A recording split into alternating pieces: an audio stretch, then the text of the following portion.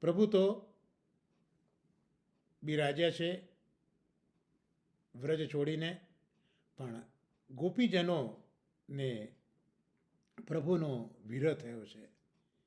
વિરહ તો પુષ્ટિમાર્ગમાં ફલદાયી છે, પણ પ્રભુ જુએ છે કે આ ગોપીજનોને વિરહ જ્વર થયો છે, અને વિરહ જ્વર એ રસનો અનુભવ ન કરવા દે. એટલે ગોપીજનોને સાંત્વન આપવું છે. આ એક વસ્તુ. પોતાના માતા પિતાને પણ પ્રભુએ સાંત્વન આપવું છે, આ બીજું કારણ. અને ઉદ્ધવજી જે જ્ઞાની ભક્ત છે એમને પણ માર્ગદર્શન આપવું છે. એટલે ઠાકોરજી ઉદ્ધવજીને વ્રજમાં મોકલે છે. ઉદ્ધવજી આવે છે, નંદ યશોદાને આશ્વાસન આપ્યું. ગોપીજનો પાસે પણ આવે છે, ત્યારે ગોપીજનો એ ઉદ્ધવજી પાસે બેસે છે, ગાન કરે છે.